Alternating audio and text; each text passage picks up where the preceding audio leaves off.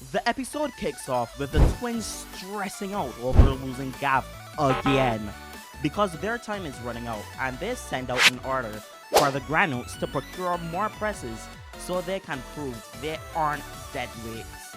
Maybe they just need help from Genba, the master procurer. Now we head over to our favorite duo, Sashika and Shoma, who are working on a construction site, and it's funny when the boss questions how Shoma can carry all the cement, saying his muscles are the real deal, and then goes to Sachika, who struggles to pull just one bag. The boss thanks them for their help because something odd happened that made them go off schedule.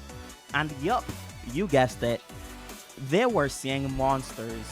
But anyways, it cuts to Hanto thinking about the cake shop that vanished into thin air, suspecting it has something to do with the granite that escaped from him last episode. But he shifts his attention to Kirari, who was supposed to show him her dance moves, but didn't show up. Yeah, this is tough because we all know what happened last episode. And to add insult to injury, he finds a wrapper from the missing cake shop, putting 2 and 2 together. After this, we cut back to Shoma, who's discovering donuts for the first time, and he goes to flavor heaven from how sweet and fluffy they are. But while he's documenting his new experience, chills begin to run down his spine as a new scary threat arrives. He's frightened as a box begins to move on its own, but it turns out to be his Gotchizos, who are joined by the newly created Domaru. And we'll get back to him later because Sachika comes in the room and sees something move on its own, which she thinks is a mouse. And to add to this awkward moment, Anto runs in asking for their help to find the cake shop. He lets them know that a monster might have taken Kirari and the cake shop is his only lead. So after some snooping, Sachika finds the Kachio Kokel and the owner, who Hanto instantly recognizes. So he asks Sachika to find him while they're distracted. Shoma sends a Gotchizo to find the man, and after Shoma offers to investigate with Hanto, but he's shut down because Hanto thinks if Shoma tags along, he wouldn't be able to transform.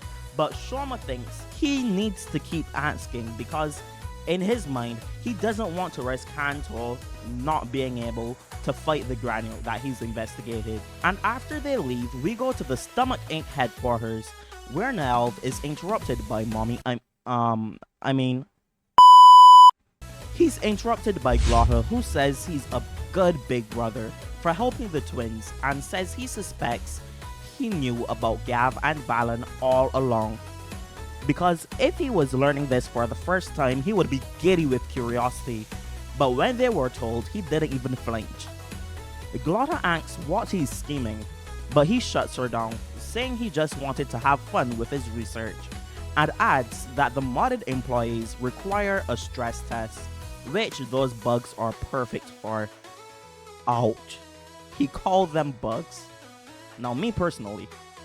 But anyway, now back to our bugs, who returned to where the cake shop was, and Shoma confirms it was there because he picks up on the scent, and Hanto asks if he's a dog. They go to a mark in the floor, suspecting something extremely heavy was dragged down there, which lines up with what the construction boss told Shoma, and he says the building was dragged away, and at first Hanto thinks he's crazy.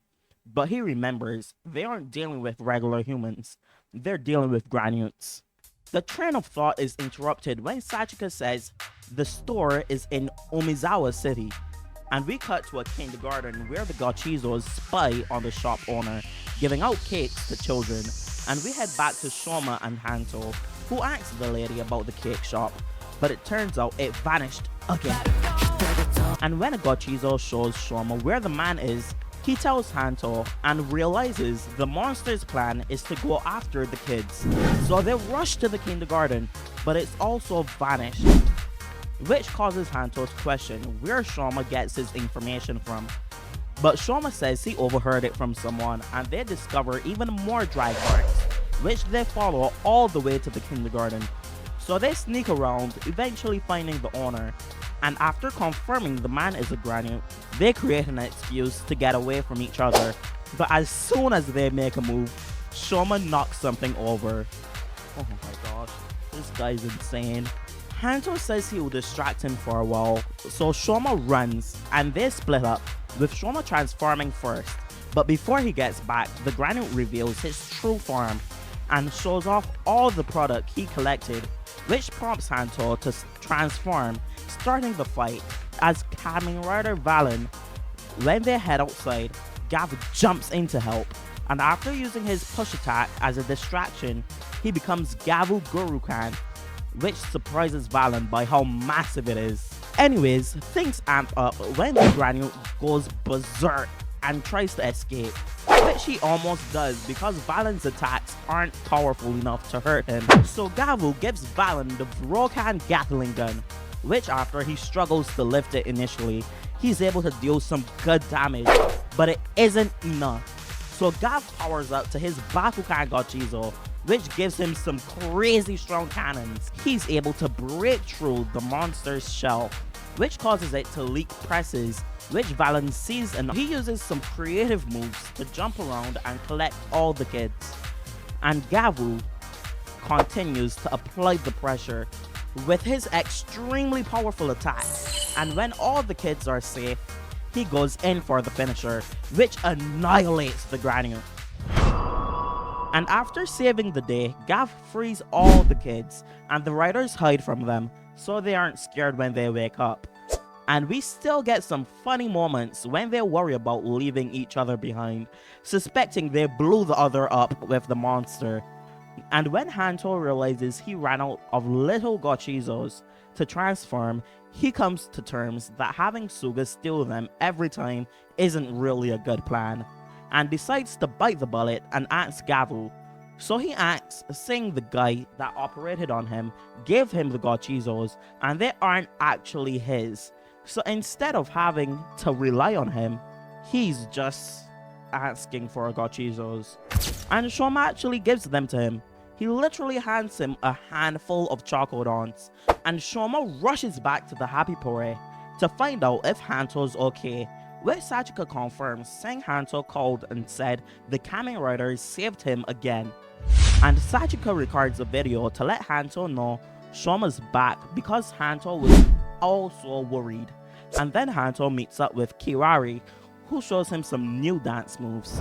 But before the episode ends, we go to Suga's lab, where he's unboxing a new package with the footage of the riders fight. And he says Hanto's been getting in practice without telling him. Meanwhile, our original is impressive as always. And wait, hold up.